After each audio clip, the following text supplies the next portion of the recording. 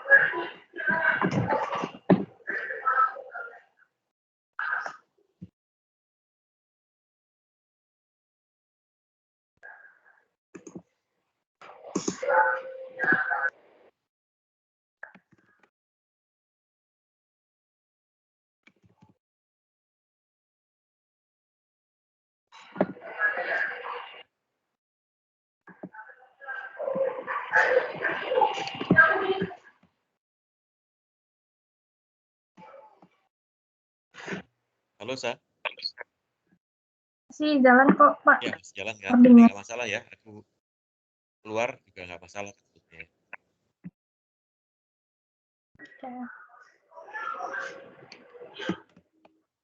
Oke, standby aja, nanti aku jam 3 matiin lobbynya ya. Ya, oke.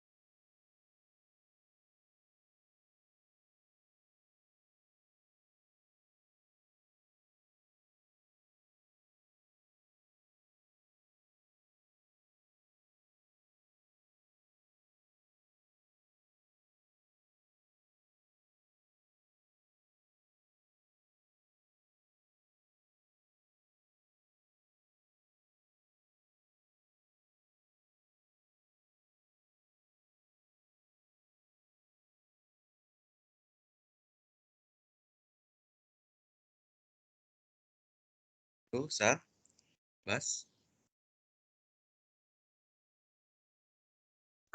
Ya, Pak. Ya, aku matiin lobbynya sekarang ya.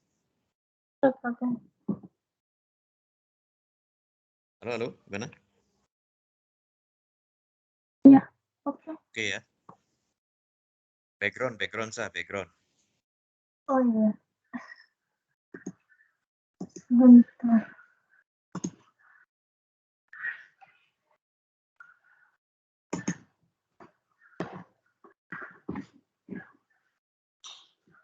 Lagi di mana, Bas?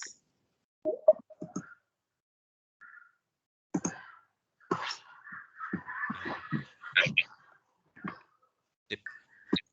Aku langsung nyalain, matikan lobbynya ya.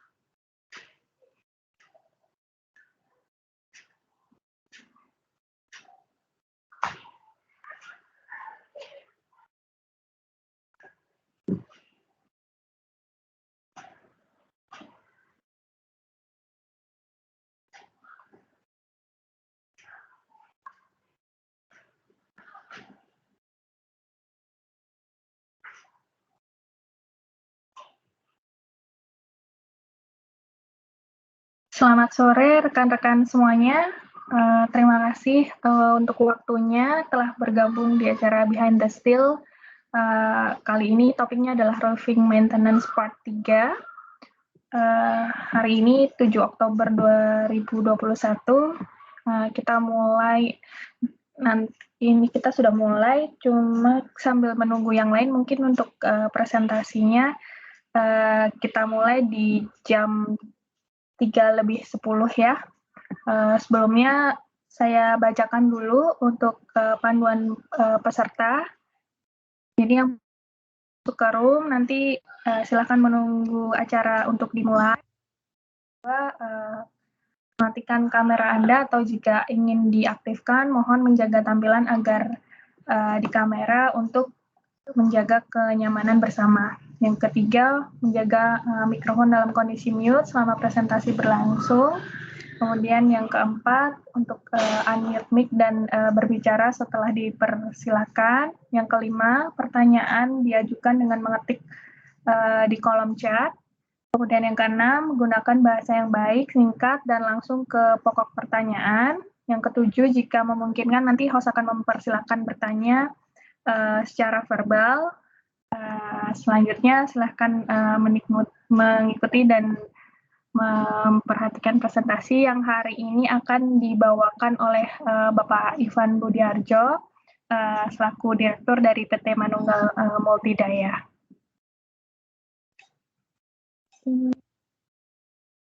Kita tunggu 3 menit lagi. Kita mulai jam 15.10 untuk presentasinya.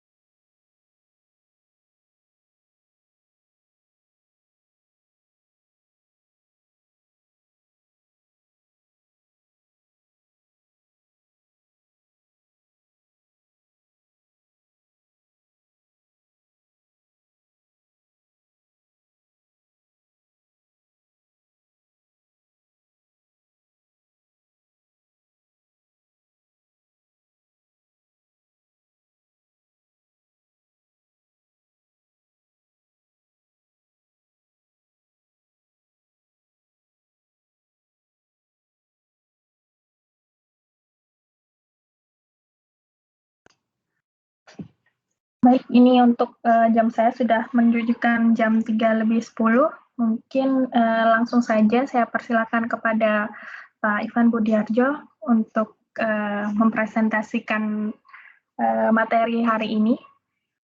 Waktu dan tempat saya persilakan Pak Ivan. Baik, terima kasih Bu Eris.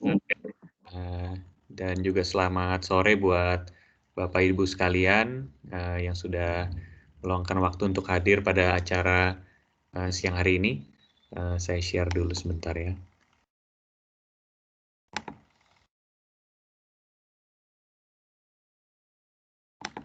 Oke. Nah, baik, untuk Bapak Ibu yang hari ini hadir baru pertama kalinya, baik yang sudah hadir bersama kita di 2 sesi sebelumnya, hari ini kita ada di part yang ketiga di Roof Asset Management Series, yaitu kita akan bahas mengenai roof evaluation. Nah, mungkin sebelum itu, bagi yang baru pertama kali join, saya ingin memperkenalkan diri dulu. Oke, jadi perkenalkan, nama saya Ivan Budi Harjo, saya adalah CEO dari PT Manunggal Multidaya, dan PT Manunggal Multidaya sendiri sudah berdiri sejak tahun 1992, bergerak dalam bidang roofing kontraktor. Kita sudah banyak membangun atap atau memperbaiki atap juga di bidang industri, institusi, komersial, dan perumahan. Nah, PT Manunggal Multidaya ini sendiri didirikan oleh Pak Hendra Gunawan. Pak Hendra Gunawan itu kalau di foto ini ada di yang paling depan baju biru nih, paling kanan kedua. Jadi beliau adalah ex BRC Laisak employees yang akhirnya merintis sendiri membangun PT Manunggal Multidaya. Dan beliau bekerja di BRC Laisak yang merupakan pendahulu dari PTNS BlueScope Laisak Indonesia. Beliau bekerja hampir 20 tahun di sana, di tahun 70-an sampai di 80-an. Nah, saya sendiri pengalamannya, saya pernah bekerja di BlueScope Steel di Australia hampir 10 tahun. Jadi bisa dibilang saya cukup baru nih di pasar Indonesia ya.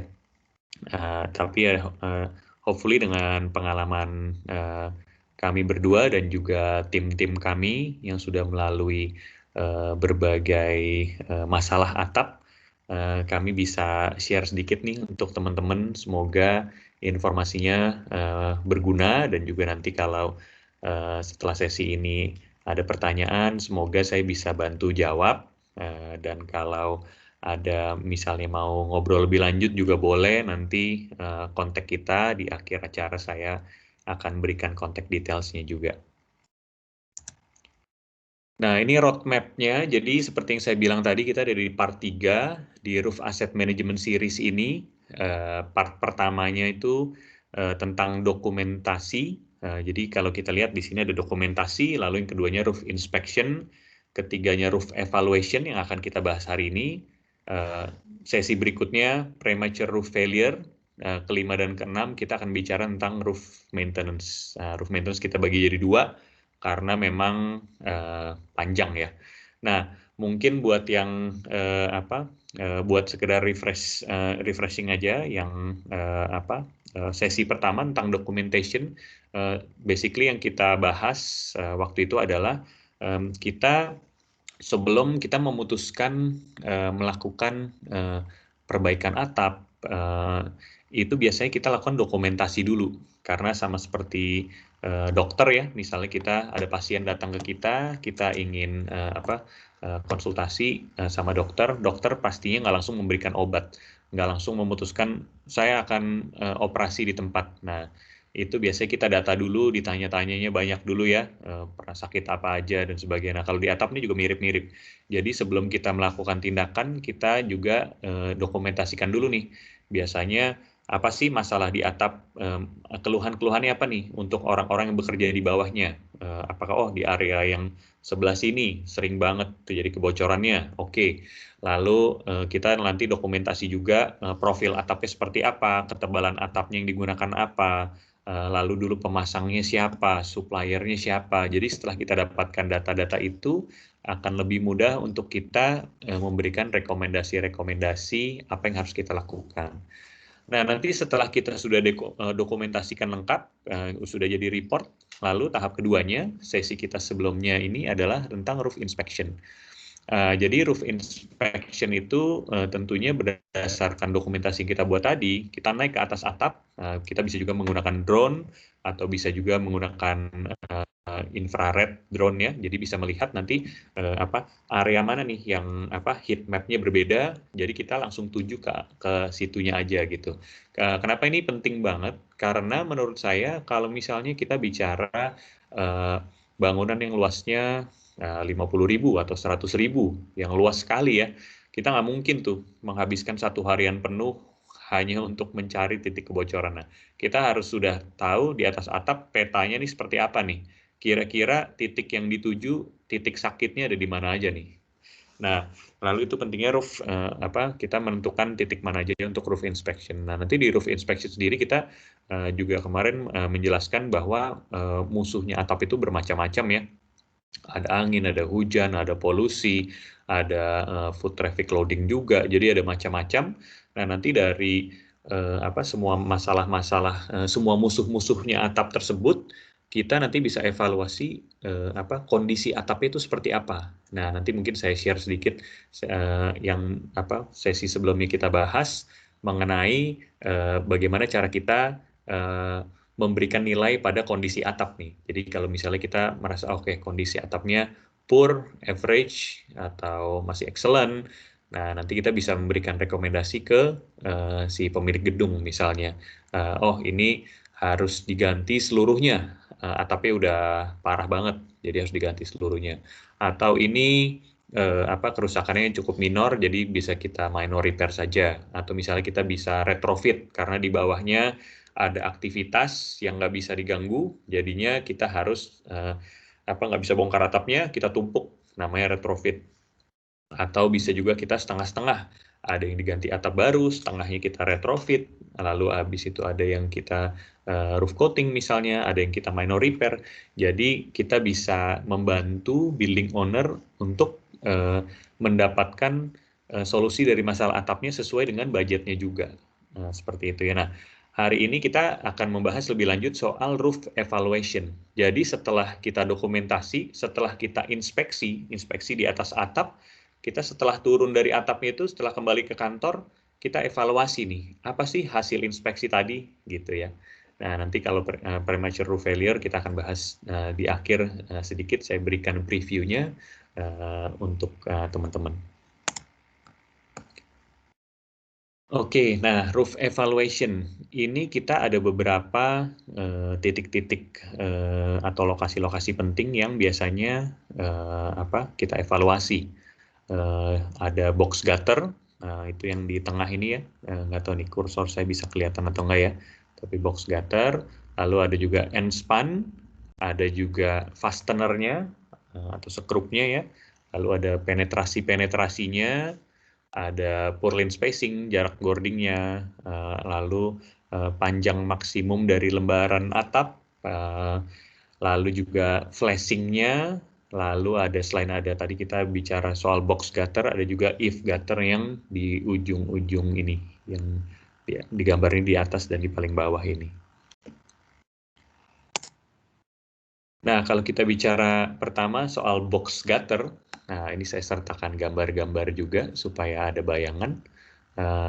Jadi biasanya kalau kita lihat ke atas, ini by the way yang di atap di foto-foto ini hasil inspeksi kita dan memang atapnya relatif berumur ya, jadi kondisinya agak parah di sini. Dan kalau kita lihat di sini, ini apa yang terjadi adalah box gutternya meluap ya, airnya ya. Jadi kalau meluap itu ya dia bisa menimbulkan kerusakan seperti ini nih, seperti yang misalnya yang di tengah ini, if gutternya terjadi ponding dan meluap, lalu ya ini bawahnya karena air nggak mengalir, dia lama-lama merusak lapisan-lapisan metalnya nih. Nah lalu ini juga yang di bagian kiri box gutter terjadi ponding juga nih, sama meluap ketika hujan besar, meluap, lalu yang di bawahnya komplain terjadi kebocoran seperti itu. Nah lalu yang di bagian kanan ini kita bisa lihat box gutter itu biasa memang digunakan oleh para pekerja maintenance atap untuk berjalan ya di situ ya. Jadi aksesnya memang biasanya menggunakan box gutter ini. Nah, jadi box gutter ini pun nanti kita bicara lebih lanjut soal desainnya pun harus sesuai nih. Kalau fungsinya dia hanya untuk air, tapi nggak memikirkan untuk orang bisa lewat atau tidak, itu juga ada pengaruhnya nih. Jadi harus dipastikan orangnya bisa lewat juga ya, karena untuk fungsi maintenance-nya di situ.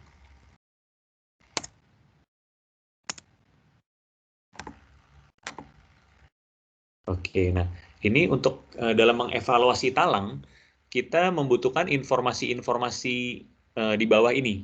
Nah, dari sekian banyak faktor yang diperlukan, yang paling penting adalah yang paling atas nih, intensitas curah hujan di lokasi proyek. Nah, ini kita ini mengacu pada Australian New Zealand Standard ya, nomornya sekian.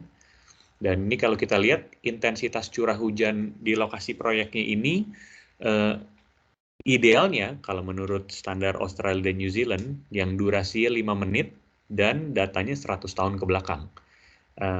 Tapi masalahnya di Indonesia kami menemukan datanya tidak selengkap itu. Jadi kalau kita ke BMG itu datanya paling lama itu mungkin 10 tahun ke belakang ya. Dan itu pun tidak exact pada titik lokasi proyek itu. Jadi misalnya ada koordinatnya sekian-sekian di daerah Karawang. Nah, tapi dia menggunakan misalnya beberapa tower untuk menghitung intensitas curah hujannya itu di sekitar lokasinya itu.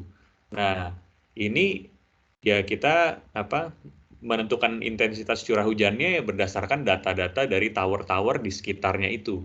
Yang kadang kalau towernya tidak di-maintain dengan benar, dia datanya nggak ada, atau mungkin yang mencatat ada human error, salah. Nah, jadi jujur memang untuk mendapatkan intensitas curah hujan di exact project location di Indonesia agak sulit karena datanya yang tidak lengkap. Tapi kita bisa mungkin kalau ditanya bagaimana nih kalau saya harus mendesain harus menggunakan intensitas curah hujan yang mana. Nah, nanti kita mungkin bisa pakai yang tadi ya, data.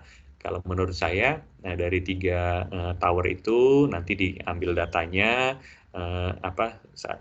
seadanya, lalu dibuat regresi linear aja kira-kira kecenderungannya seperti apa di daerah itu. Lalu kita bisa menentukan oke, apakah kita akan menggunakan 100 atau 200 intensitas curah hujannya, lalu kita bandingkan dengan table yang ada di BlueScope Laisak berikan gitu ya. Nah, lalu selain intensitas curah hujan, juga yang menentukan adalah downpipes-nya, talang turunnya ini ya, jumlahnya berapa, ukurannya sebesar apa, dan posisinya ada di mana. Lalu total roof catchment area-nya seluas apa. Jadi kalau kita bicara total roof catchment area itu menjelaskan mengenai luasan atapnya, yang nanti akan mengalirkan air ke si talang. Jadi bukan hanya atap, tapi bisa juga kalau dia bersandingan dengan cladding, ya itu claddingnya. Jadi luasan area yang menangkap si hujan itu sebelum jatuh ke talang. Lalu ada juga lebar talang. Ini tentunya berdasarkan hasil inspeksi kita sebelumnya. Lalu juga ada sudut kemiringan pada talang, lalu tipe receiver yang dipilih, dan juga tipe overflow yang dipilih.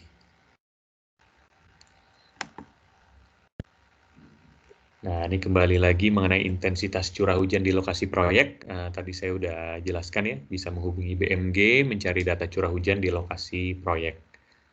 Nah, bila data tidak tersedia, bisa menghubungi perusahaan yang biasa menangani hal tersebut.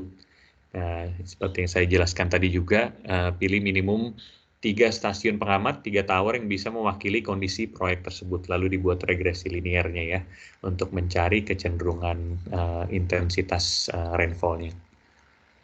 Nah, lalu kalau untuk menentukan berapa jumlah downpipes-nya nih untuk satu building ya. Jadi ini ada rumusnya. Tadi total catchment area-nya, luasannya berapa, lalu dikalikan dengan rainfall intensity. Nah, ini lagi-lagi datanya yang agak tricky untuk dicari ya di Indonesia ya. Nah, lalu dibagi dengan maksimum design flow per downpipe per hour. Yang ini sudah merupakan angka fix ya, jadi 16 liter per second dikali 3.600 second atau 1 jam. Nah, lalu ada juga rumus maximum catchment area ini per downpipes-nya sama tadi maximum design flow per downpipe per hour yaitu 16 liter per second dikali 3.600 second dibagi dengan rainfall intensity. Jadi bisa kita lihat di sini rainfall intensity ini atau intensitas curah hujan menjadi faktor yang sangat penting ternyata untuk menentukan jumlah downpipes-nya.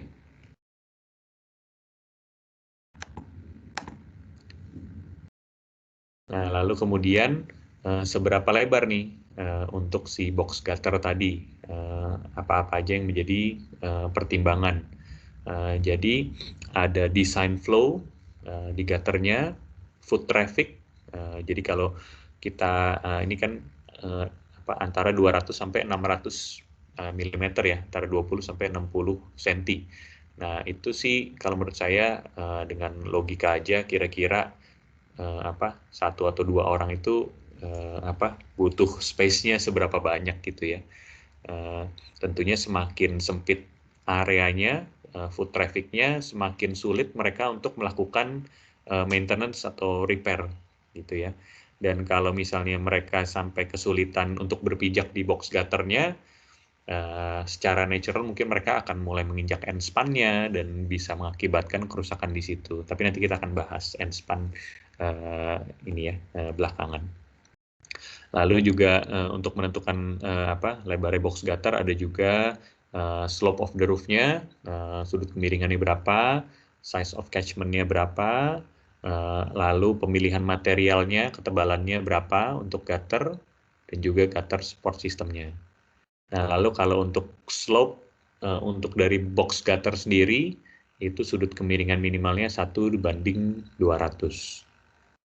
Nah, lalu untuk design flow di box gutter, ini juga ada rumusnya. Ini catchment area, luasnya berapa, dikalikan intensitas curah hujan lagi, dibagi 3.600 detik. Nah, jadi kita lihat di sini memang data yang di luar kendali kita adalah si rainfall intensity nih, karena catchment area kadang kita yang desain, kita yang datanya mudah sekali didapat. Tapi kalau rainfall intensity, saya merasakan agak kesulitan untuk mencari di Indonesia ya, karena peta rainfall intensity di Indonesia tidak lengkap gitu. Nah, jadi akibatnya tentunya kalau kita menggunakan rainfall intensity yang salah, desainnya bisa salah juga.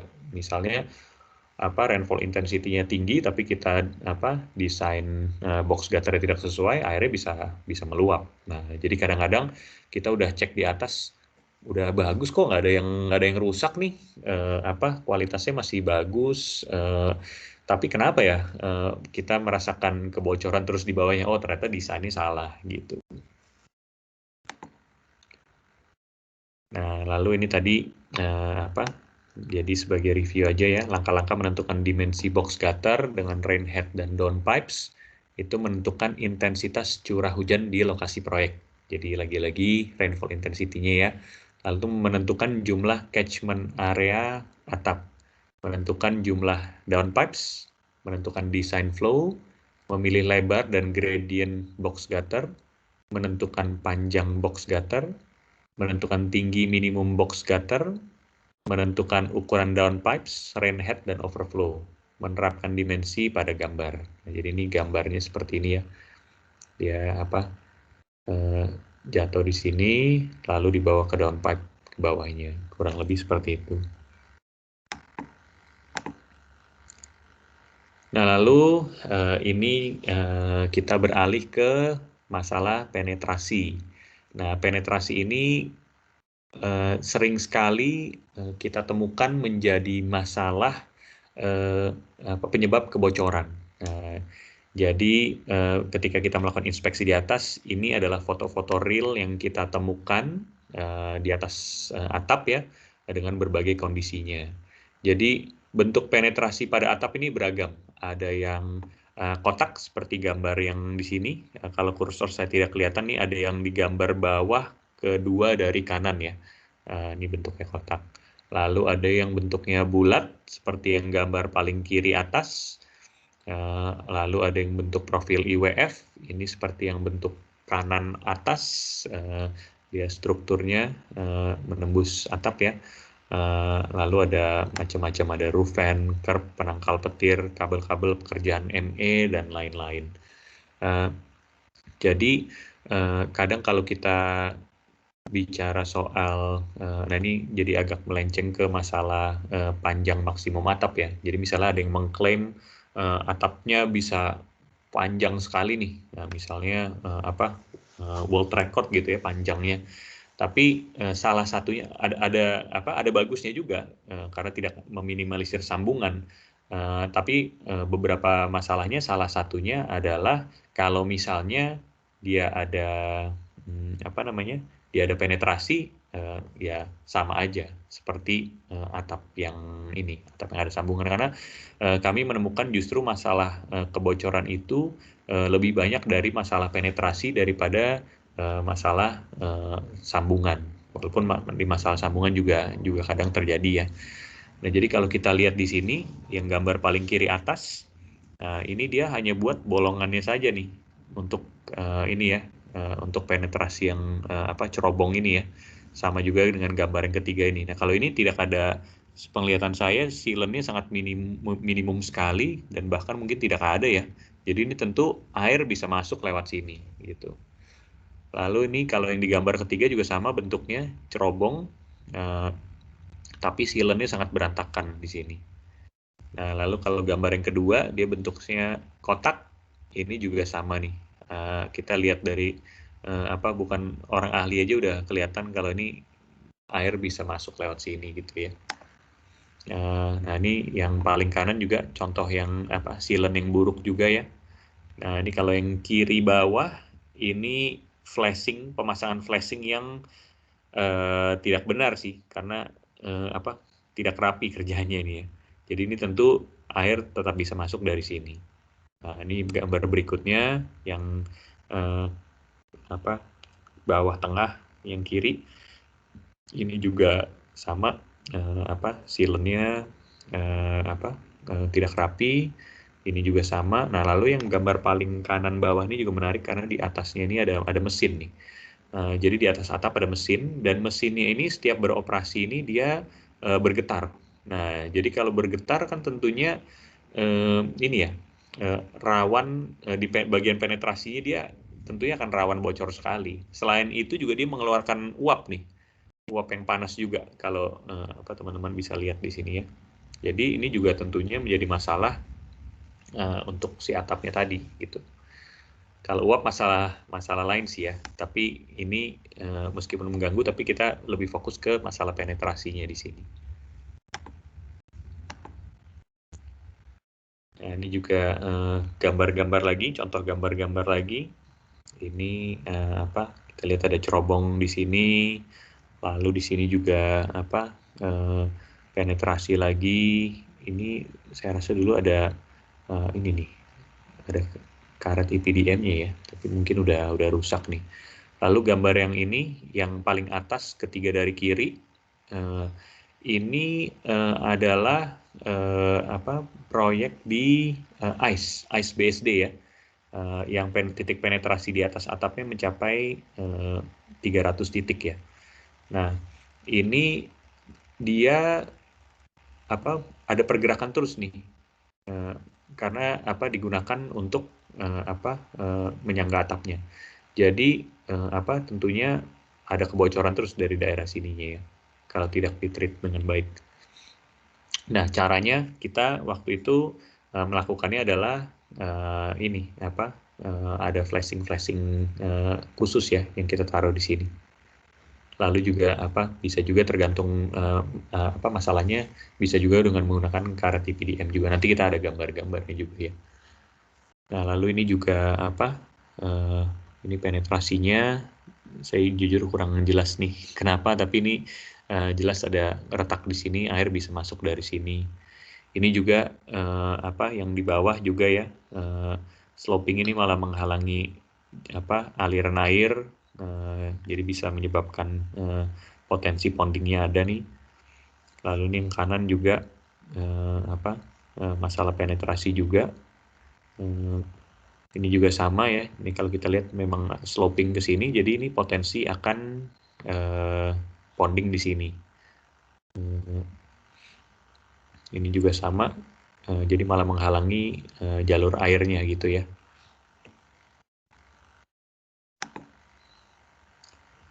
Nah, ini solusi pada penetrasi yang bisa digunakan seperti apa nih? Jadi, kalau kita lihat tadi gambar-gambar yang tadi, kayaknya cukup parah dan berantakan ya. Dan ini adalah contoh-contoh solusi yang kita lakukan di atas atap untuk bagian penetrasinya. Yang paling kiri ini adalah menggunakan EPDM rubber flashing. Jadi dia bentuknya sudah preform, ada banyak size diameternya, tergantung kebutuhan, kita bisa taruh di sini, dan ini ya bentuknya ini ya fleksibel, jadi lebih aman. Lalu yang gambar tengah menggunakan EPDM membrane. Ini juga kalau misalnya bentuknya kotak atau bentuknya tidak bulat, agak aneh gitu ya, lokasinya besar, nih kita menggunakan EPDM membran di sini. Nah, ini juga butuh keterampilan khusus ya, untuk memastikan airnya malah tidak menyusup ke bawahnya EPDM membran ini. Ini harus dipastikan nih watertight di setiap setiap sisinya. Nah, lalu kemudian yang di gambar paling kanan ini adalah menggunakan waterborne reinforcing fabric ya. Jadi di sini kita menggunakan fabric, lalu kita coating lagi. Nah, ini kalau ditanya yang mana yang paling baik, yang mana yang paling murah, yaitu semua tergantung pada masalah atapnya dulu ya, masalah penetrasinya dulu. Jadi kita nggak bisa bilang EPDM membran misalnya yang paling baik. Nah, kita harus tahu dulu masalah sebenarnya apa, lalu baru kita evaluasi, baru kita putuskan solusi mana yang paling tepat dan yang paling sesuai budget gitu.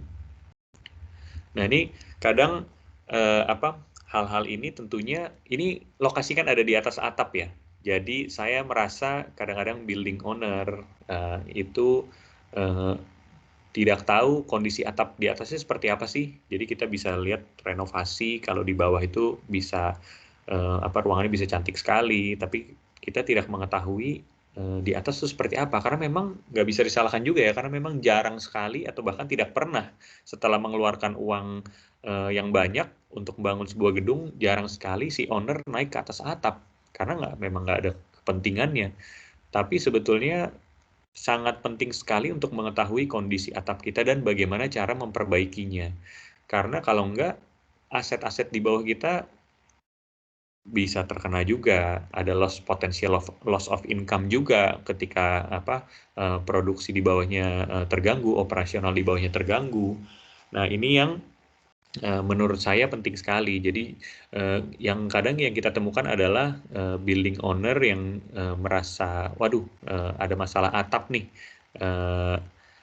Ya udahlah kita panggil tukang untuk betulin gitu ya. Nah, biasanya yang kita temukan yang paling umum senjatanya tukang-tukang itu adalah sealant ya. Jadi mau masalahnya apapun dikasihnya sealant gitu ya. Jadi sama seperti kita mau sakit apapun langsung dioperasi sama dokternya, atau masalah apapun kita cuma dikasihnya Panadol. Nah, ini kan tidak sesuai dengan masalahnya. Jadi dan setelah dibetulin pun kayak yang gambar sebelumnya tadi, misalnya gambar yang mana ya tadi saya lihat ya, yang ini nih yang kiri bawah mungkin sudah ditambah flashing, tapi ya karena owner yang nggak lihat, untuk sementara mungkin nggak bocor nih, tapi setelah sekian waktu bocornya terjadi lagi, dan tukangnya waktu dicari kok masih bocor nih, tukangnya udah nggak tahu kemana nih. Jadi kita mendapatkan report ya udah benar, tapi kita nggak melihat dengan mata kepala kita sendiri diapain sih sebetulnya di atap gitu. Nah, ini pentingnya report tadi itu setelah kita menunjukkan foto before dan afternya untuk menjadi perbandingan. Nah, ini juga salah satu desain yang bisa dilakukan seperti ini ya. Jadi kalau terjadi penetrasi, misalnya penetrasi dalam kasus ini yang bentuknya kotak, kita bisa buat ininya di sini, titik penetrasi di sini, lalu kita berikan flashing kotak seperti ini. Nah, ini contoh nyatanya seperti ini ya. Nah, ini kan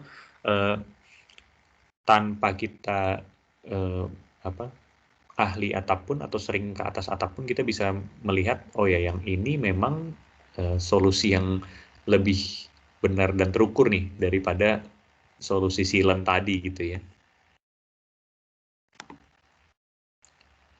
Nah, lalu yang berikutnya tadi kita bicara soal penetrasi. Ini kemudian masalah yang tidak kalah umumnya adalah mengenai end span ya. Jadi end span itu adalah bagian tepi atap, bagian tepi atap di dekat talang dan nok atau pada sambungan-sambungan atap. Nah, ini kalau kita lihat end span itu biasanya digunakan oleh orang-orang maintenance untuk berjalan di atasnya. Nah, ini biasanya menyebabkan kerusakan-kerusakan. Jadi kalau teman-teman bisa lihat di sini yang di gambar paling kiri atas, ini mereka berjalannya di sepanjang end span sini. Lalu dia menyebabkan deformasi terhadap lembaran atapnya. Kalau terjadi deformasi, jadi misalnya yang tadinya atapnya lurus, ada sloping ke bawah, lalu karena diinjak dia jadi agak ke atas sedikit, jadi akan terjadi ponding nih kalau hujan di sini. Ponding lama-lama kalau tidak ditangani, tidak ditreatment dengan baik, tentunya akan berpengaruh ke lapisan pelindung si metalnya tersebut. Jadi lama-lama bisa karatan dan bisa keropos, bisa bocor dalam jangka waktu yang yang lama. Nah, ini jadi masalah end span biasanya masalah foot traffic loading. Nah, ini gambar yang kedua ini, atas kiri kedua, ini di sini juga letak end span-nya ada di dekat AC nih. Nah, ini mungkin mereka waktu lagi mau melakukan maintenance terhadap AC-nya, tentunya mereka menginjak dengan tidak benar nih di bagian end span-nya. Ini juga menyebabkan kerusakan pada end span-nya. Nah, lalu ini gambar-gambar ini bisa kita lihat banyak juga setelah terjadi kerusakan-kerusakan pada end span nih, seperti yang gambar bawah kanan, bawah ketiga dari kiri. Ini banyak patching-patching di sini ya, mungkin usaha untuk memperbaiki si end span tadi. Ya, tapi kita nggak tahu nih patching sebanyak ini apakah semuanya dikerjakan dengan benar, apakah semuanya watertight, kita nggak tahu. Lalu gambar di sampingnya ini yang kedua dari kiri di bawah juga, kalau kita lihat di sambungannya ini, terbuka karena mungkin ya ini diinjak dengan tidak benar dan berkali-kali, akhirnya dia sampai terbuka seperti ini. Ini tentunya air bisa masuk dari sini ya, merembes dari sini. Ini juga gambar yang paling kiri bawah juga sama nih, agak terbuka nih di bagian sambungan nih. Jadi tentunya air bisa masuk lewat sini. Nah, yang paling parah kelihatan dari gambar ya, yang bawah kanan. Ini kita lihat terjadi deformasinya memang cukup luar biasa di daerah end span. Ini tentunya tidak diperhitungkan ya waktu di design stage ya. Kita tentunya membayangkan bangunan kita yang bagus, mulus gitu ya. Tapi seiring berjalannya waktu ada maintenance, diinjak-injak gitu. Masalahnya mungkin misalnya debu segala macam. Ya itu mengapa perawatan ini penting gitu.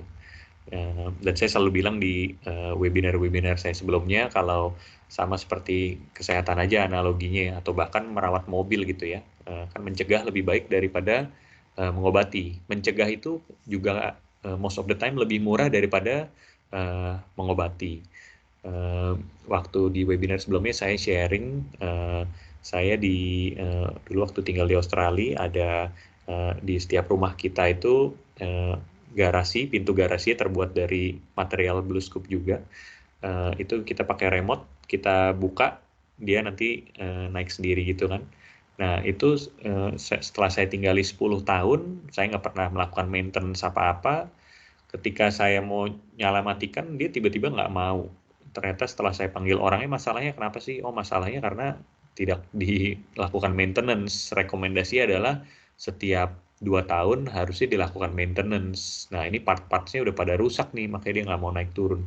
Jadi ya sama juga mungkin di sini yang punya mengendarai mobil atau motor gitu ya, sama juga ketika kita tidak mengetahui kondisi mobil atau motornya atau udah tahu ini harus ganti oli nih, tapi kita udahlah nanti aja, itu sama juga akan bisa mengakibatkan kerusakan yang akhirnya menghabiskan biaya yang lebih mahal lagi. Nah, apalagi kalau menurut saya kalau sebuah bangunan itu kan adalah sebuah karya arsitek ya yang mau kita banggakan nih. Jadi ketika kita uh, sama keluarga kita lewat ke depan building karya kita itu kan kita pengen bilang ini karya saya loh gitu kan. Tapi pas kita lihat wah gedungnya ternyata nggak di-maintain, dia apa jadi nggak membanggakan lagi gitu. Nah ini sulitnya atap itu tidak kelihatan kalau nggak kita naik ke atas langsung. Jadi ini seperti apa ya, penyakit yang sulit dideteksi. Bukan karena sulit, tapi karena orang kadang mengabaikan gitu. Padahal masalah di atapnya, biasanya setelah kita berikan foto-foto ini kepada building owners, mereka baru responnya itu, wah atap saya udah separah ini ya ternyata ya. Karena mereka memang tidak pernah naik ke atasnya gitu. Oke, kita lanjut. Lalu, nah ini. Solusinya kalau untuk di Enspan apa nih? Jadi kita melakukan penambahan gording pada area Enspan, gitu ya. Jadi ini kalau bisa kita lihat, saya nggak tahu nih kursor saya terlihat atau enggak. Mudah-mudahan terlihat. Tapi kalau dilihat yang tadinya tidak ada gordingnya, kita berikan gording tambahan untuk perkuatan pada daerah Enspan-nya ya. Ini pekerja kita lagi melakukan penambahan gordingnya. Nah, jadi ini tambah gording pada daerah Enspan di bagian dekat talang tengah, dekat talang tepi, pada sambungan atap, dan di bagian dekat dengan ridge-nya. Nah, jadi ini buat teman-teman yang mungkin belum tahu, daerah Enspan adalah daerah yang di sini, yang ES ini ya. Enspan yang dekat dengan NOC, dan juga Enspan yang dekat dengan ini, if gutter ini ya. Oke, lalu berikutnya ini juga nggak kalah menarik nih. Ini soal flashing ya. Jadi flashing itu merupakan lembaran plat yang didesain untuk menutup celah. Jadi orang mungkin ada yang menganggap ini sebagai pemanis ya, supaya pemanis dia jadi ditutup sama flashing. Padahal fungsinya jauh lebih dari sekedar estetika, tapi ini untuk mencegah kebocoran. Kalau dari segi biayanya, ini sebetulnya relatif murah ya dibanding dengan si atapnya itu sendiri, karena menggunakan material metal yang sama, tapi ya memang kecil-kecil gitu. Tapi fungsinya sangat krusial sekali gitu. Jadi kalau kita tidak menempatkan flashingnya di tempat yang benar, atau bentuknya salah, atau ukurannya salah, nah ini akan menyebabkan kebocoran-kebocoran. Nah, ini lagi-lagi hasil inspeksi kita di atas atap. Di bagian gambar yang kiri atas, kita lihat di sini, ini gedung yang baru jadi dan belum digunakan, tapi sudah ada komplain kebocoran. Jadi di bawah atap ini persis adalah ruangan auditorium. Ini adalah sebuah salah satu universitas di ini ya, di Jakarta ya. Jadi di bawahnya adalah auditorium, lalu auditoriumnya kebocoran. Nah, ini kan kalau orang bilang, aduh atapnya rusak, nggak masalah deh. Tapi kalau ngomongnya auditoriumnya rusak, pasti kepikirannya barang-barang mahal di bawahnya. Padahal mereka nggak sadar atapnya itu juga nggak kalah mahal dibanding seperti mesin proyektor di bawahnya, mungkin karpet di bawahnya. Nah, itu sebetulnya sama mahalnya juga. Nah, ini kalau kita lihat di sini tidak ada flashingnya ya di ujungnya ini. Jadi jelas nih atapnya masih baru, bentuknya masih bagus ya. Enspan juga masih rapi, tapi tidak ada flashingnya. Jadi jelas air masuknya dari sini gitu. Nah, lalu ini untuk gambar yang di sampingnya, yang di atas, masih di atas juga. Ini dia menggunakan flashing dengan tidak menggunakan bahan metal ya, jadi menggunakan bahan beton nih. Di yang gambar kedua dan gambar ketiga nih ya. Nah, ini tentu saja bukan cara yang benar nih, bahannya juga tidak tepat, jadi akhirnya air masuk dari situ. Ini juga sama, kurang lebih gambar ini ya sama semua nih, flashing yang tidak tepat. Nah ini kayak gambar paling kanan bawah juga tidak mengikuti profil atapnya, jadi ya airnya masuk dari celah-celahnya. Ini contoh lainnya seperti ini ya, kalau kita perbesar juga ya, jadi flashingnya parah-parah sekali nih.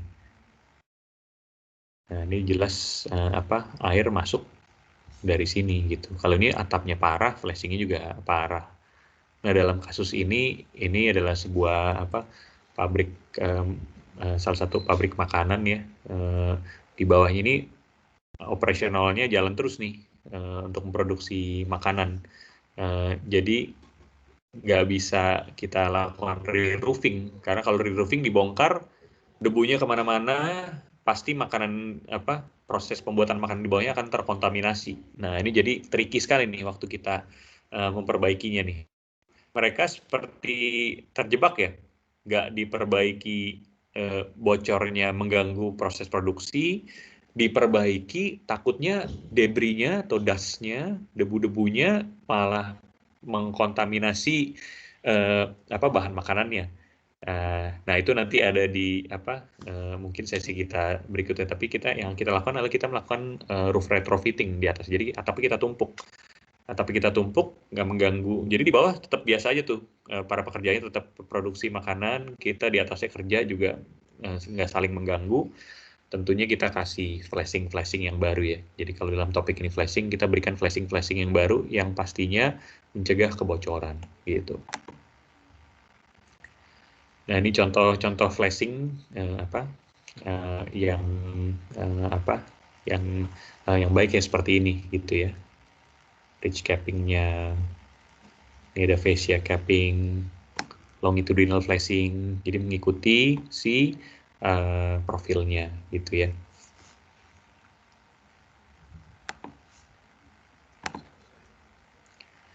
Nah mungkin sekian dari saya untuk yang part 3 ini. Nah ini tadi saya janji akan memberikan preview untuk sesi berikutnya, yang tentunya nggak kalah seru ya, karena kalau tadi kita hanya bicara soal masalah-masalah yang relatif tidak terlihat tapi efeknya besar. Nah, kalau ini kita bicara berikutnya kita akan bicara soal premature roof failure.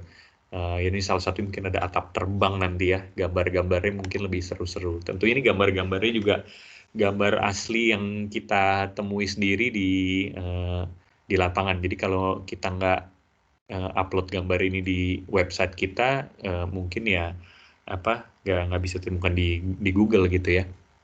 Nah, ini sekedar preview aja yang akan kita bahas mengenai premature roof failures ini. Beberapanya udah kita bahas tadi, ada overlap, end-lap, flashing, penetrasi, patching, side lapping, cutting list, purlin spacing ya, jarak boarding, installation method, dan roof design ya. Roof design ini mungkin salah di sini, ada roof run, roof slope, dan rainfall intensity. Nah, sekian dari saya. Sekali lagi kalau misalnya ingin mengetahui info lebih banyak, kita juga di website kita www.mmdaya.com. Kita ada beberapa case study di situ yang mungkin teman-teman bisa lihat. Kita juga berbagi ilmu di situ. Lalu juga Instagram kita @mmdayaofficial. Ini juga Instagramnya relatif baru, tapi mungkin kalau teman-teman mau follow setiap 1 atau 2 hari biasanya kita posting mengenai masalah-masalah atap atau informasi-informasi mengenai atap yang ya dari pengalaman kita sejak 92 dan bahkan lebih dari 92 sebetulnya, karena founder kita Pak Hendra sudah bekerja di industri atap ini sejak tahun 70-an ya. Jadi ya kita bagikan di website dan Instagram itu 2 sosial media yang saat ini lagi kita kerjakan. Semoga bermanfaat buat teman-teman, dan mungkin kalau ada pertanyaan saya bisa bantu jawab. Kalau nggak bisa juga nanti saya mungkin bisa tanyakan ke tim, lalu nanti saya bisa get back ke Bapak Ibu, juga bisa. Tapi sekian dari saya, mungkin saya kembalikan ke Bu Erisa. Thank you. Terima kasih Pak Ivan atas sharingnya hari ini ya. Lumayan menarik sekali materinya. Ternyata banyak yang harus kita perhatikan. Atap nggak cuman kita pasang aja terus udah selesai. Ternyata kita juga harus maintenance supaya performance atap kita itu semakin baik gitu. Tidak malah jadi sekali pasang terus rusak gitu. Nah, ini ada beberapa pertanyaan nih Pak Ivan yang sudah masuk. Yang pertama dari Pak Nanang, PT Adia Graha. Izin bertanya, yang pertama, bagaimana membuat sambungan yang tepat antara penetrasi dengan atap galvalum agar tidak terjadi kebocoran? Apakah materialnya sama dengan untuk sebagai material penutup atapnya? Kemudian yang kedua, apakah untuk rangka talang perlu diperhitungan khusus terhadap beban air hujan dan pekerja yang mengaplikasikannya? Seperti itu, Pak, pertanyaannya.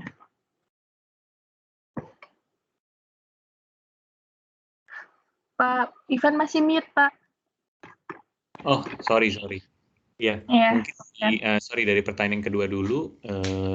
Tadi sorry bisa diulangi, apakah bebannya harus diperhitungkan curah hujan dan traffic ini ya, traffic foot loading-nya ya? Pertanyaannya untuk rangka talang apakah perlu perhitungan khusus terhadap beban air hujan dan pekerja yang mengaplikasikannya? Iya, kalau menurut saya tentunya iya ya, karena dalam rangka talang itu kan mendukung bebannya si box gutter itu misalnya. Jadi tentunya harus diperhitungkan intensitas hujannya seperti apa dan juga beban dari pekerjanya seperti apa gitu ya. Jadi kalau menurut saya iya harus diperhitungkan rangka dari beban pekerja dan hujan.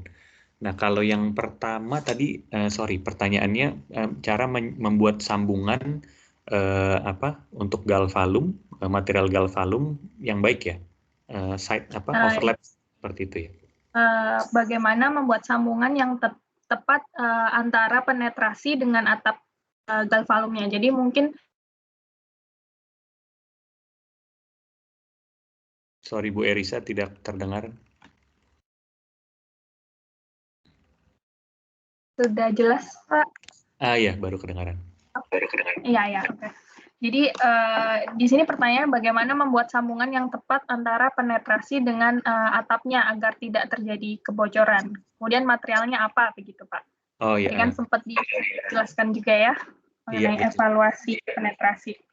Iya, jadi kalau menurut saya harus dilihat dulu bentuk penetrasinya seperti apa, bentuknya apakah kotak atau silinder, dan setelah itu kita biasanya membuat flashing khusus ya. Jadi kalau kebetulan di kami ada workshop, kami bisa membuat flashing itu custom. Jadi tergantung bentuk penetrasi seperti apa, lebarnya seperti apa. Nah, itu kita membuat flashing dengan desain khusus. Lalu materialnya sendiri, material si flashing itu ya bisa bermacam-macam. Biasanya kita buat sebisa mungkin dari yang sama, jadi metal juga. Kalau dalam kasus ini galvalum, ya biasanya kita membuat dari metal juga ya. Tapi kalau misalnya kita rasa kayaknya untuk kasus ini metalnya tidak sesuai, kita bisa menggunakan karet EPDM juga. Karet EPDM tentunya sifatnya lebih lentur, lebih bisa kita bentuknya lebih gampang ya, dan itu juga sama-sama watertight. Jadi in short jawabannya ya dengan cara membuat penetrasinya itu dengan menggunakan flashing khusus, lalu materialnya macam-macam, bisa dari sama-sama metal, singalum atau galvalum, atau color bond, atau juga bisa menggunakan EPDM, atau tadi seperti yang gambar yang saya berikan juga bisa menggunakan reinforcing fabric juga yang kita waterproof setelahnya. Tapi itu biasanya untuk repair sih. Kalau untuk flashing biasanya kalau nggak EPDM, metal. Baik. Cukup jelas ya. Kemudian ada pertanyaan selanjutnya ini dari Pak Iwan, izin bertanya, untuk mengurangi atap berkarat, apakah Blue Scoop ada program repainting tiap berapa bulan atau tiap berapa tahun? Yang kedua, untuk atap metal lengkung, apakah ada kendala untuk perkuatan supaya atap tidak mudah terbuka atau lepas, dan bagaimana mencegah kebocoran dari celah-celah baut? Oke, baik. Yang pertama itu kalau program repainting, saya rasa Bu Erisa mungkin bisa lebih menjelaskan dari pihak Blue Scoop. Tapi kalau pengalaman saya, ketika kita melakukan repainting di material Blue Scoop, itu warranty-nya void ya, Bu Erisa ya? Betul, betul sekali. Tadi sorry Jadi kalau pertanyaannya itu pertanyaannya sebelum repainting apa ya? Cara membuat supaya awet ya, supaya tidak berkarat ya? atap untuk mengurangi atap berkarat, apakah Blue Scoop ada program repainting? Itu yang Iya. pertama sih Pak pertanyaannya. Oke, kalau menurut saya sebetulnya mencegah sekali lagi mencegah lebih baik daripada mengobati nih. Jadi sebelum sampai berkarat kita harus melakukan misalnya pemilihan materialnya yang benar, lalu juga dipastikan misalnya lokasinya dekat coastal area, ya kita menggunakan material ultra misalnya. Jadi itu mencegah karatnya eh, agar tidak terjadi. Lalu kalau menurut saya harus dilakukan maintenance juga. Jadi kalau misalnya kita bicara soal material yang banyak ini ya, misalnya kita bicara di bagian unwashed area. Unwashed area itu saya pernah jelaskan di webinar sebelumnya. Itu adalah bagian yang tidak tersentuh air hujan ketika terjadi hujan misalnya. Jadi misalnya ini ada dinding dan di sini ada atap ya, misalnya bisa kelihatan. Nah di daerah sininya nih, di antara dinding ini yang ditutup dinding dan cladding sini, dia adalah daerah unwashed area. Unwashed area itu eh, apa eh, sangat lembab. Jadi di situ potensi karatnya tinggi. Nah, itu harus kita lakukan maintenance. Kita harus kalau menurut bulletinnya Blue Scoop, kita harus siramkan menggunakan air biasa gitu ya. Itu salah satunya. Lalu kita juga bisa melakukan general cleaning. Ini mungkin saya sudah bahas di sesi sebelumnya ya. Misalnya kayak di atas itu banyak dedaunan atau banyak dustnya. Nah, ini semua kan bisa potensi menyebabkan air terjebak di situ juga. Lama-lama bisa menyebabkan karat. Nah, jadi menurut saya solusinya ada dua sih. Yang pertama adalah pemilihan bahan yang benar, yang kedua maintenance, general cleaning ya. Nah, lalu kalau pemilihan bahan yang benar ini saya juga ada eh, apa ada pengalaman waktu saya bekerja di Blue Scope Steel Australia itu wajib kalau di coastal area harus menggunakan yang coating ultra, artinya AZ-nya itu harus yang AZ 200. Kalau AZ 150 ya tidak ini ya, tidak dianjurkan. Lalu waktu itu saya pernah mendapatkan mengerjakan proyek di daerah coastal area juga di Jabodetabek. Itu saya sudah ingatkan dari awal. Nah, kalau Bapak lihat nih di sekitar gudang di sekitar warehouse Bapak ini atapnya pada karatan semua nih. Nah, kalau menurut saya ini kan udah jelas nih dari sini ke pantainya udah kelihatan nih. Itu materialnya harus AZ 200. Lalu building owner-nya bilang, aduh, saya nggak ada budget, jadi saya AZ 150 aja deh katanya. Jadi ya udah karena itu kemauan owner, dia pakai AZ 150, tapi dari awal saya sudah bilang ini pasti akan karatan sebentar lagi karena tetangga-tetangganya udah karatan nih. Karena pastinya pemilihan materialnya sudah salah di awal gitu. Nah, itu dari sisi saya sih. Jadi kalau mungkin Bu Erisa bisa menjelaskan lebih dari yang sisi yang Blue kenapa kalau di repainting warranty-nya void ya?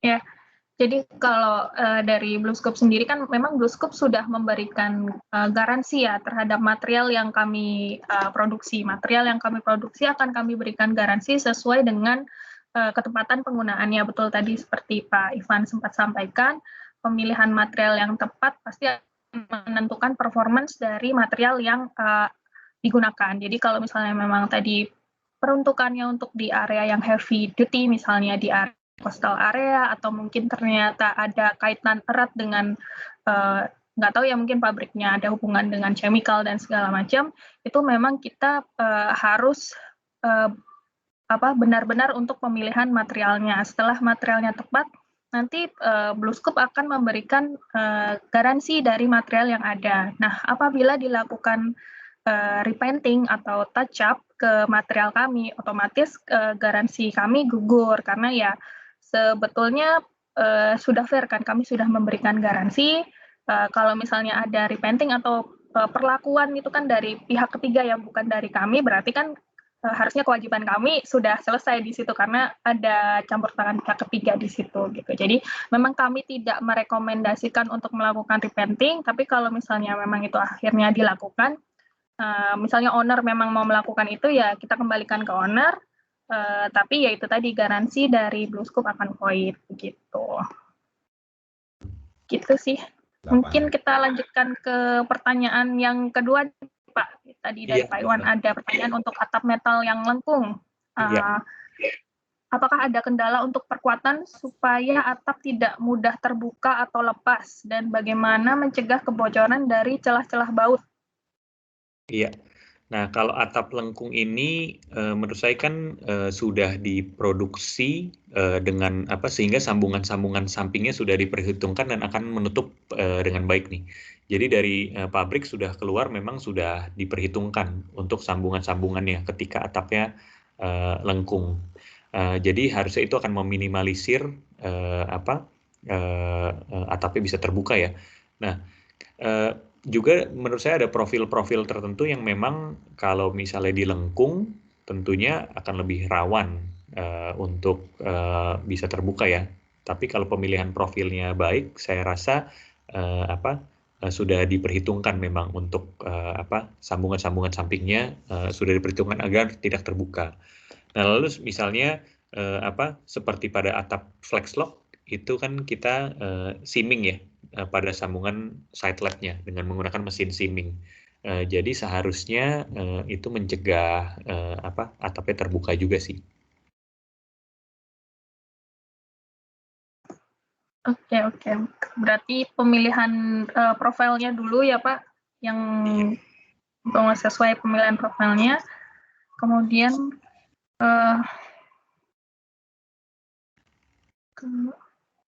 tadi mencegah kebocoran dari celah-celah baut itu satu pertanyaan dengan yang ini bukan ya? Kalau mencegah kebocoran dari celah-celah baut, menurut saya sih ini ya tentunya jenis bautnya juga harus yang benar dan pemasangannya pun juga kadang kalau kita lihat ini kan namanya yang masang tukang nih ya. Jadi kadang bisa kekencengan, kalau kekencengan juga bahaya. Kalau terlalu kendor juga air bisa masuk dari situ. Jadi memang dibutuhkan keterampilan memasang baut dari si tukangnya itu, dari si pekerjanya itu, agar dia pas. Itu pertama dari sisi human error. Tapi kalau dari bautnya sendiri sebetulnya sudah ada karet EPDM. Jadi ketika sudah dipasang dengan benar, harusnya dia akan watertight gitu. Oke, baik. Ada komen dari Murah Ratna. Untuk materinya bagus sekali Pak Ivan, apa boleh di-share nanti kita share ya Pak untuk materi hari ini. Thank you. Kemudian ada pertanyaan lagi dari Pak Nanang, bagaimana cara mengganti flashing atap bergelombang agar tidak bocor Pak? Sorry, gimana mengganti flashing atap bergelombang agar tidak bocor? Ini maksudnya flashing flashingnya bergelombang atau? Coba kita tanya ke Pak Nanang Haryanto. Coba kita buka ya, Pak Nanang Haryanto.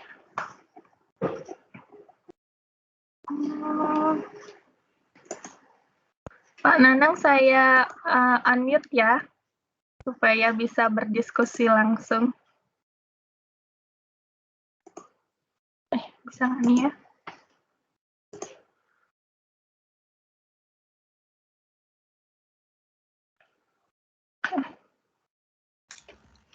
Kok nggak bisa lihat?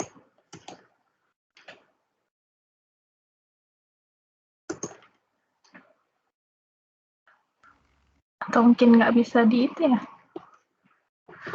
Kalau nggak bisa mungkin ya saya jawab dari Iya, yang jawab aja mungkinnya slides. dari pertanyaannya yang Jadi itu. pertanyaannya bagaimana, sorry bisa diulangi Bu Elisa? Cara mengganti flashing atap bergelombang agar tidak bocor. Mungkin atap bergelombang maksudnya corrugated metal ya. Jadi mengganti flashingnya agar tidak bocor. Iya, kalau menurut saya sih penggantian flashing itu ya apa ya? Tentunya pertama kalau dilakukan apa? Biasanya sih kita tinggal cabut si flashing lamanya, lalu kita ganti dengan flashing barunya. Tentunya flashing barunya ini desainnya harus kita harus tinjau dulu nih. Flashing lamanya desain itu menyebabkan kebocoran atau enggak. Jadi kadang desain flashing yang existing itu bisa jadi salah. Jadi ketika kita ganti dengan flashing yang baru tapi desainnya sejenis, tentunya akan mengulangi kesalahan yang sama. Jadi kalau kita harus bedakan, kalau desain flashingnya salah, kita harus benarkan desain flashingnya dulu, lalu kita produksi yang baru, kita cabut yang lama, kita install yang baru. Uh, Lalu kalau misalnya desainnya sudah benar untuk flashing existingnya, um, tentunya kita tinggal buat flashing yang baru dan serupa desainnya, bentuknya, ukurannya, lalu tinggal kita copot, kita ganti dengan yang baru. Kurang lebih seperti itu sih, semoga menjawab nih Pak Nanang. Ya, semoga menjawab pertanyaannya ya Pak Nanang ya. Kemudian ada pertanyaan selanjutnya dari Pak Nandang Komarudin. Pak Ivan mohon bertanya, mohon info untuk desain penetrasi pada atap yang sudah dikerjakan oleh PT Manunggal Multidaya.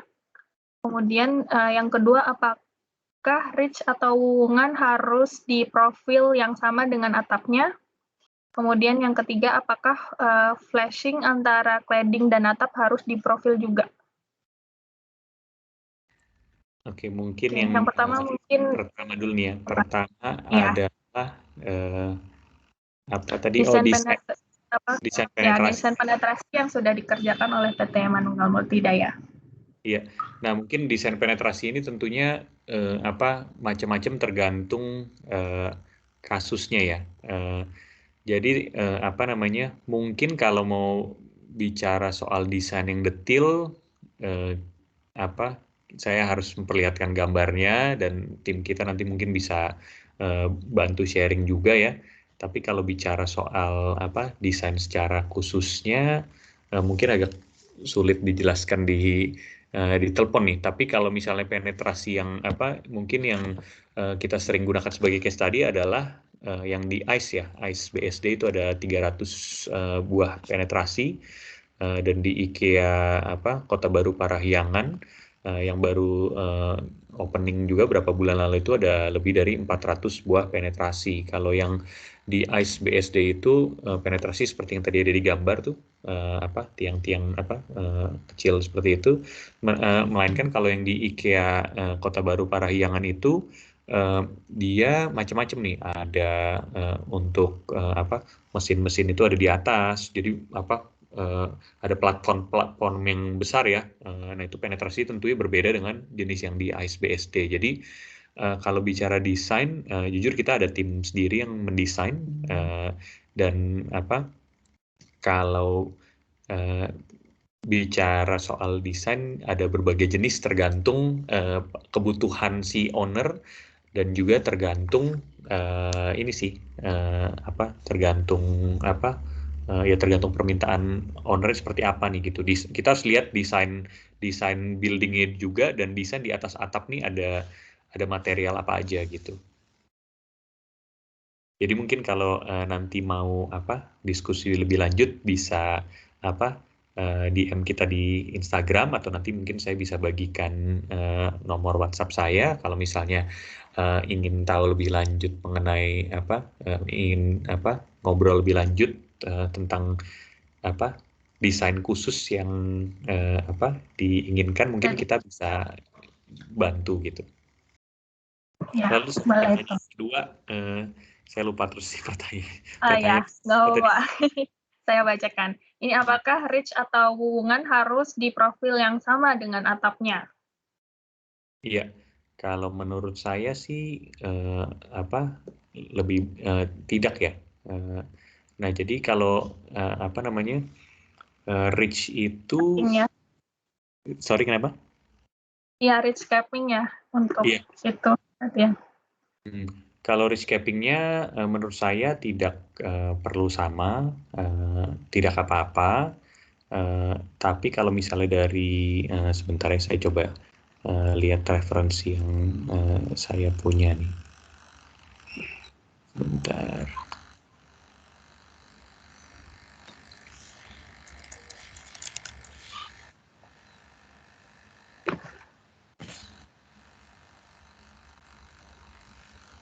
Oke, nah ini saya ada beberapa ini. Jadi saya udah lihat beberapa contoh gambarnya, tidak harus sama sih, dan ada desain standar dari BLI sebetulnya untuk ridge capping ya. Jadi mungkin pihak Blue Scoop, Bu Erisa mungkin juga bisa menjelaskan. Jadi bentuk ridge cappingnya Lysaght itu memang ada desain standar tersendiri. Jadi nggak harus sama kok. Jadi satu ridge cap itu bisa dipakai untuk beberapa profilnya Lysaght gitu. Betul. Jadi kalau di kami ya ridge capping memang dibuat dari material kami juga dengan coil yang sama. Kemudian nanti mungkin yang kita ada batas limitnya itu adalah lebarnya ya, lebar material, karena jadi ridge capping-nya juga nggak biasanya memang tidak sampai lebar sekali gitu kan, cuman ukuran materialnya di kita kan sudah ada tuh lebar coilnya berapa. Kemudian kalau apakah harus di profil, nggak juga, karena kan nanti kita biasanya ada di turn up, terus atapnya ada di turn up, terus yang ridge capping-nya juga ada turun, biasanya bisa dipotong. Atau sebenarnya banyak cara sih untuk menutup, nggak harus di profil, apakah dia nanti pas turun. Kalau misalnya memang mau lebih airtight, bisa juga pakai foam filler atau banyak cara yang bisa digunakan, tidak harus si ridge capping-nya di profil gitu. Tahu saya sih mungkin di project Pak Ivan punya case lebih banyak gitu. Kurang lebihnya sih seperti Sama itu sih. sih.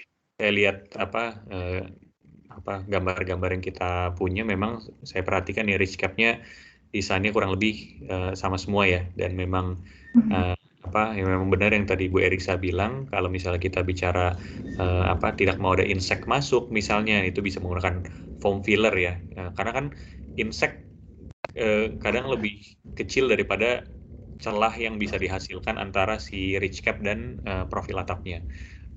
Jadi menurut saya untuk fungsi insect dan sebagainya itu lebih ke si foam filler. Tapi kalau dari desain ridge cap sendiri tidak harus sama dengan atapnya.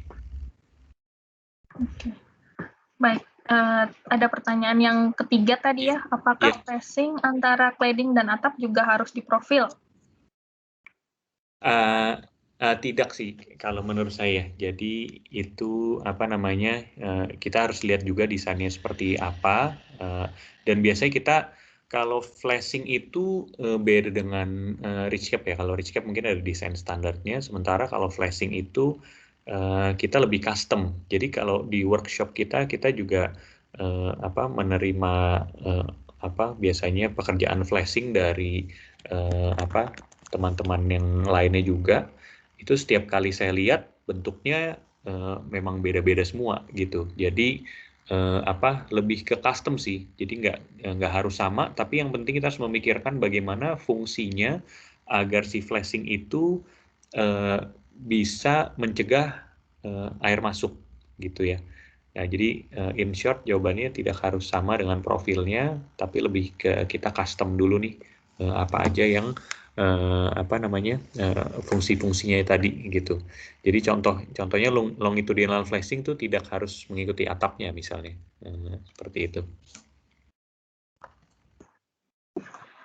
Oke. Ini tadi saya dapat masukan, katanya kalau tadi yang ngebahas mengenai risk capping ya, mungkin yang saya kurang tahu yang dimasuk di profil itu apa, tapi kalau misalnya harus di profil dibentuk seperti gelombangnya tidak, cuman ada juga memang yang kita menyarankan bahwa di ujungnya itu harus di notching atau dipotong. Jadi kembali lagi tergantung dari di proyeknya ya, bisa menggunakan notching, jadi dia akan mengikuti menutup dari si lembahnya si atapnya. Cuman bisa juga tadi kalau yang sekarang mudahnya mungkin pakai foam filler ya. Cuman ya kembali lagi maunya di project seperti apa begitu. Dan tadi komen mengenai flashing ya, iya sih. Tadi sudah dijawab ya, flashing antara cladding dan atap sama Pak Ivan.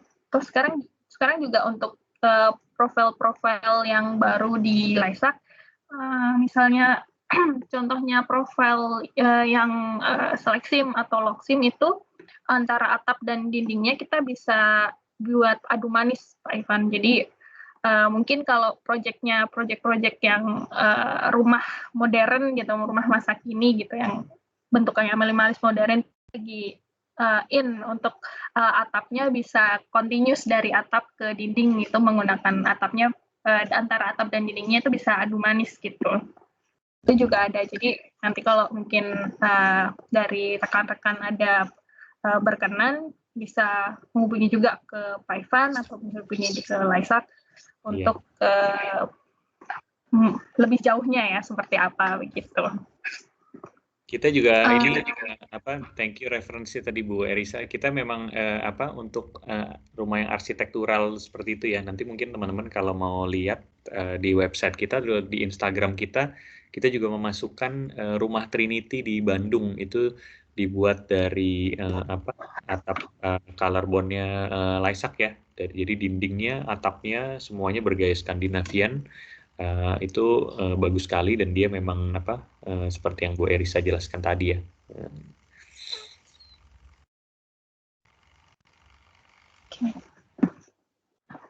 Ini belum ada pertanyaan lagi sepertinya. Masih ada waktu sedikit, mungkin kalau ada yang bertanya lagi.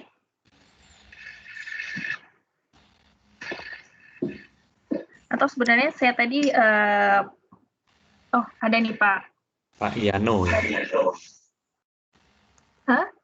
Ada dari yang raise hand nih Pak Yano terusan. Oke. Pak Yano, mungkin bisa di unmute Pak Yano. Ide saya nggak bisa ini. Iya, silakan Pak, kalau ada yang mau ditanyakan ke Pak Ivan atau diskusi langsung. Halo? Ya, silakan Pak. Iya, kedengeran ya? Kedengeran Pak. Iya, saya mau chat di kolom chat tapi nggak bisa karena nggak tergabung katanya. Jadi raise hand aja. Yang mau ditanyain beberapa flashingnya kan ada yang menutupi profil atap ya. Nah itu kan tidak dijual di pasaran ya. Apakah bisa kita pesan ke BlueScope atau bagaimana? Lebih ke BlueScope-nya sih. Terus untuk Pak Ipan tadi, saya sangat tertarik dengan treatment-treatmentnya tadi ya, terutama pemakaian drone segala macam dan pabrikasi untuk flashing segala macam. Karena kalau untuk di kota saya di Palembang rasanya agak tidak memungkinkan untuk melakukan hal-hal seperti itu dikarenakan budget owner ya. Mungkin lebih ke BlueScope tadi pertanyaannya, apakah bisa misal kita pesen nih di BlueScope untuk kuantiti tertentu, untuk profil atap tertentu, panjangnya sekian kali sekian, misalkan seperti itu. Terima kasih. Ya, terima kasih Pak Yano. Dan Pak Ivan. Tadi pertanyaan ya seperti ini ya. diajukan ke Bu Elisa nih, apakah bisa di BlueScope profil tertentu, ukuran tertentu ya, jumlah tertentu ya kalau nggak salah ya. Ya, boleh kalau gitu saya jawab. Sebetulnya bisa Pak, untuk di project memang kami bisa mengikuti tergantung dari kebutuhan projectnya yang mengenai flashing ya. Memang kalau misalnya kalau di Laisak kita memang ada fokusnya ke project. Untuk atap pun juga kami bisa jual itu untuk atapnya bisa katuleng, tergantung dari kebutuhan dari projectnya. Misalnya bentangnya bentang khusus gitu, bisa juga kita lakukan katuleng. Atau misalnya Bapak projectnya atapnya itu sangat bentangnya itu sangat panjang, kita juga bisa lakukan metode yang ROS atau roll on set, atau fabrikasi dari mesinnya itu dibuat di site langsung, jadi atap Bapak akan tanpa sambungan. Kalau misalnya mengenai flashingnya, kita bisa kerjakan, karena flashing itu kan sebetulnya penting ya Pak, harusnya menjadi satu kesatuan pekerjaan atap, karena yang namanya flashing itu adalah lembaran dia yang penting utama untuk menutup sambungan-sambungan, karena sambungan-sambungan di mana yang namanya sambungan itu kan adalah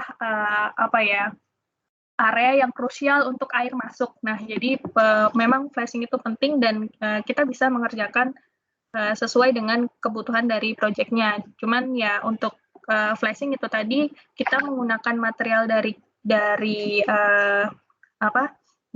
Laisak dengan coilnya dari BlueScope itu kita punya lebar maksimal untuk tekukan dari coilnya begitu Pak. Jadi maksimal dari material kita itu lebarnya adalah 1 meter 1219 1 meter 219 mili ya. Jadi untuk flashingnya itu maksimal di semua tekukannya itu sepanjang itu. Nanti itu bisa dikerjakan kok Pak oleh nanti bisa dibantu misalnya untuk bentukan flashingnya oleh engineer-nya kita, juga untuk produksinya juga bisa dikerjakan oleh tim kita gitu Pak Yano. Sudah menjawab Pak. Baik, terima kasih. Lalu mungkin kalau menambah tadi komentar Pak Yano nih, mungkin kalau untuk kita biasanya untuk inspeksi yang di luar Jabodetabek, kita tetap biasanya inspeksi itu adalah bagian dari servis kita nih. Misalnya mau ada masalah atap untuk pergantian atap baru atau retrofitting atau sekedar repair. Inspeksinya itu biasanya memang sudah complementary ya, tapi tentunya kalau di luar area kami, luar Jabodetabek, mungkin biaya yang perlu ditanggung oleh si owner adalah akomodasi dan transport saja. Tapi kalau dari inspeksi sendiri, jujur saya masih lebih prefer inspeksi manual, inspeksi tradisional. Karena walaupun ada alat canggih sekarang seperti drone, tapi nggak ada yang mengalahkan kita melihat sendiri dengan mata sendiri, jadi bisa lihat langsung, oh ya ini masalahnya di sini gitu. Kadang kita pernah melihat kalau orang yang baru inspeksi itu ke atas atap, dia memberikan feedback ya, foto ke ownernya itu foto-foto yang kurang relevan gitu ya. Kadang diambil dari atapnya keseluruhan, tapi sebetulnya kalau inspeksi di atas atap itu kita mencari titik-titiknya, misalnya seperti itu. Dan kalau soal kita juga, karena kita merasa kita merasakan pain-nya si owner nih. Si owner ini macam-macam, ada yang mungkin dia medium bisnis, sampai ada yang mungkin perusahaan TBK, tentunya budgetnya macam-macam. Tapi dari semua ini kita tahu bahwa biasanya ada kendala soal budget pergantian atap misalnya. Ada kasus salah satu pusat perbelanjaan yang kami waktu itu kami dipanggil ya, itu baru sekitar 4 tahun atapnya yang nilainya puluhan miliar harus bocor nih. Lalu setelah kita inspeksi, sepertinya harus diganti nih. Lalu ownernya kan kaget ya, karena aduh, masa baru 4 tahun kita mengeluarkan uang puluhan miliar nih harus diganti keluar puluhan miliar, kan tentunya budgetnya nggak ada gitu kan, walaupun ini perusahaan besar gitu ya, budgetnya tidak ada. Nah, itu sebetulnya yang kita sesali gitu ya, karena tentunya kita nggak akan pernah menganggarkan budget untuk kecelakaan-kecelakaan besar seperti ini. Itu kenapa makanya kita merasa ada gap nih di decision makingnya owner, yaitu adalah pengetahuan tentang roof maintenance. Nah, seperti kalau Pak Yanu mengikuti webinar-webinar kita sebelumnya, saya bicara banyak soal roof maintenance yang mungkin nanti akan saya bahas di akhir sesi ini ya, sesi kelima dan sesi keenam. Di buletinnya Blue Scope Plysac sendiri itu ada buletin khusus mengenai roof maintenance. Jadi atapnya akan begini kalau roof maintenance-nya begini. Roof maintenance-nya itu cara cleaning-nya itu begini. Nah, itu kalau kita tidak melakukan roof maintenance, yang owner yang budgetnya sedikit tadi, ketika ada roof failures, dia mau nggak mau seperti dipaksa harus mengeluarkan uang untuk either repair atau mengeluarkan atap baru. Nah, dengan adanya roof maintenance ini, saya merasa itu justru membantu owner untuk bisa tidur lebih nyenyak lah di malam hari, nggak harus mikir aduh atap kolaps nggak nih gitu kan. Waktu bangun udah agak ngirit nih, kolaps nggak nih ya atapnya gitu kan. Nah, kalau biasanya atap-atap yang kita kerjakan mulai dari tahun ini itu kita saya memang memberikan complimentary roof maintenance gratis selama 1 tahun. Nah, roof maintenance ini tentunya beda ya kalau dengan misalnya ada perbaikan major yang harus kita lakukan, itu berbeda, tentunya ada biaya tambahan lainnya. Tapi kalau misalnya kita bicara hanya general cleaning, lalu nanti kita training building facility manajernya bagaimana cara merawat atap dengan baik, itu tentunya kita berikan semua complementary, karena walaupun kalau terjadi re-roofing itu bisa dibilang bisnis lagi untuk kita, untuk Plysac dan kami, tapi tentunya kita nggak mau reputasi kita jadi jelek ya. Waduh, baru atapnya Plysac nih yang dipasang manunggal baru berapa tahun udah harus diganti gitu kan. Makanya kita memberikan roof maintenance dengan gratis, dengan harapan kita pengen supaya owner justru dengan budget yang sudah sedikit itu, kita nggak mau mereka dengan tiba-tiba mengeluarkan anggaran yang tak terduga lagi untuk itu, gitu sih. Oke, Pak Ivan. Pak, ini ada pertanyaan tambahan nih Pak dari Pak Iwan, apakah atap metal Blue Scope bisa dijoin dengan jenis atap lain, misal polikarbonat, kaca, terus kemudian bagaimana joinnya? Iya, kalau di join kita pernah seperti proyek-proyek yang kita kerjakan sering sekali misalnya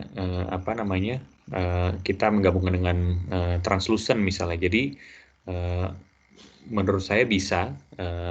Nah, tapi kalau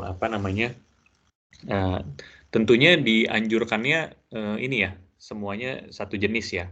Tapi kalau memang desain dari arsiteknya mengharuskan seperti itu dan sudah ditinjau memang bisa safe, ya kita sebetulnya jawaban singkatnya bisa, tapi kita harus melihat desainnya dan bahan-bahannya terlebih dahulu. Nah, mungkin kalau cara pemasangannya, jujur saya harus refer kembali ke Blue Scope Plysac nih, karena material Plysac kalau digabungkan dengan bahan lain itu bagaimana nih? Kalau Bu Erisa gimana? Ada pengalaman nggak nih? Kalau bahannya kaca atau ini ya tadi ya? Oke, jadi kalau misalnya nanti ada material kaca gitu kan di atapnya, nanti pasti akan ada sambungan, pasti akan ada flashing yang menutup antara si material kaca dengan atap kita. Jadi yang pasti kita harus lihat desainnya ya, sambungan materialnya itu akan ketemu di mananya, kemudian arah aliran airnya seperti apa, baru nanti kita akan desain untuk flashingnya itu seperti apa begitu. Jadi memang kalau misalnya untuk digabungkan dengan material lain itu bisa, cuman kita harus desain dengan baik di flashingnya atau di sambungan-sambungannya supaya si sambungan atau pertemuan antara dua material ini nantinya tidak jadi masalah yang lebih jauh di atapnya begitu sih. Iya, mungkin kemudian, kalau tambah, ya, sorry. Silakan, Pak. Tambahkan mungkin antara material itu harus dibuat beda elevasinya ya. Jadi si kacanya atau material lainnya harus dibuat beda elevasi gitu. Ya betul, supaya airnya tahu ya Pak larinya kemana gitu. Ya. Jangan sampai airnya larinya masuk ke dalam bangunan gitu. Iya, dan harus di cover flashingnya pada join-joinnya ya. Betul. Gitu. Mungkin ini pertanyaan terakhir ya untuk sesi ini. Apa yang terjadi pada aliran di gutter jika talang yang saya buat datar tanpa slooping, hanya mengandalkan downpipe. Misalnya panjang talangnya 40 meter baru ada downpipe. Pak. Kalau ada sloping menurut saya airnya akan sulit turun ya, dan itu yang biasanya kita inspeksi di atas airnya meluap, itu biasanya karena memang slopingnya kurang. Sebetulnya sih kalau saya mikirnya kalau gunanya gutter itu kan menghantarkan air dari atas sampai bawah nih ya. Jadi cara menghantarkannya tentunya harus tetap dibuat sloping gitu. Nah, jadi kalau tidak ada sloping akan terjadi ponding. Ponding itu genangan ya. Kalau genangan terus akhirnya bisa meluap, dan menurut saya jumlah downpipe-nya juga harus dihitung. Mungkin pakai rumus yang tadi saya share, jumlah downpipe-nya harus dihitung karena memang kalau semakin luas bangunannya, kalau menggunakan sistem gutter tradisional harus harus jumlah downpipe-nya harus sesuai gitu. Jadi akibatnya tadi terjadi ponding, dan kalau lama-lama air menggenang di situ, lapisan metalnya bisa korosi dan akhirnya lama-lama bolong. Kalau menurut saya sih harus diperbaiki sih, nggak bisa nggak ada slopingnya. Jadi kalau bisa pakai sistem siponik sebetulnya, itu adalah sistem gutter yang berbeda dari yang tradisional. Tadi saya bilang yang tradisional ya. Tapi kalau pakai sistem siponik itu pertama memang cost-nya lebih tinggi, tapi ya itu jadi kalau sistem siponik itu kita bisa menempatkan di mana downpipe-nya itu supaya tersembunyi. Nah, kalau yang tradisional ini kan kita bisa ngelihat downpipe di mana. Jadi di suatu bangunan, wah ini udah ketemu downpipe lagi. Jadi mengganggu estetika mungkin ya. Ketemu downpipe lagi. Nah, tapi kalau dengan menggunakan sistem siponik, sebetulnya kita bisa atur nih. Downpipe-nya satu aja atau dua aja, kita letakin di belakang bangunan gitu misalnya. Jadi nggak kelihatan dan nggak mengganggu estetika desainnya. Tapi sekali lagi sistem siponik biaya lebih tinggi. Tapi ya itu dia nggak usah harus slopingnya nggak harus dahsyat, tapi airnya memang tetap bisa. Nah mungkin nanti kalau kita bicara siponik mungkin harus ada session khususnya nih. Boleh. Oke. Mungkin itu terima kasih Pak Ivan untuk waktunya, menginspirasi sekali diskusi untuk sore hari ini. Mungkin terakhir boleh di-share yang tadi Pak, page yang ada Instagramnya Manunggal, kemudian kontak ke Manunggal supaya mungkin rekan-rekan bisa screen capture atau bisa catat atau bisa simpan. Kalau misalnya mau menghubungi Manunggal lebih jauh harus kemana gitu kan? Iya. Di sini boleh. Ini teman-teman boleh ya. Di gampangnya kalau yang sudah menggunakan Instagram bisa direct message aja di situ. Nanti kalau mau menggunakan email juga di mmdaya.com itu juga ada sambungan lewat kontak us juga bisa ya, atau saya harusnya tuliskan di sini tapi belum. Email kita itu ada di info@mmdaya.com juga bisa di situ. Lalu kalau mungkin ada yang mau menghubungi saya di WhatsApp, WhatsApp pribadi saya juga bisa. Saya nggak ada kolom chat di sini, nggak tahu, tapi WhatsApp saya adalah 0811 956 1111, 0811 956 satunya 4 kali. Wah, Tapi eksklusif langsung sama Pak Ivan ya. iya, tapi kalau misalnya mau direct message di MMDaya Official juga bisa. Nanti kita Ya. ini. Bisa follow Instagramnya, kemudian nanti bisa chat di situ, nanti juga akan terhubung dengan Pak Ivan dan timnya di Manunggal langsung gitu. Mungkin itu terakhir dari kami, saya ada kirimkan untuk link feedback. Jadi kami mohon untuk rekan-rekan dapat mengisi survei yang kami berikan supaya untuk kami ada mungkin kedepannya supaya kami lebih baik lagi seperti apa untuk event-event selanjutnya. Mohon untuk diisi untuk link form feedback-nya sudah saya letakkan di chat ya, Bapak-Bapak Ibu sekalian. Mungkin itu saja dari kami. Apabila ada kesalahan untuk event kami sore ini, kami minta maaf. Untuk waktu dan tempatnya, terima kasih untuk partisipasi dari rekan-rekan sekalian. Terima kasih.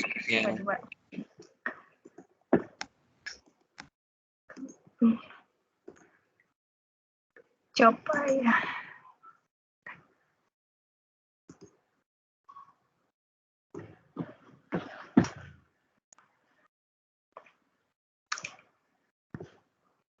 Sudah saya share lagi ya Pak untuk link.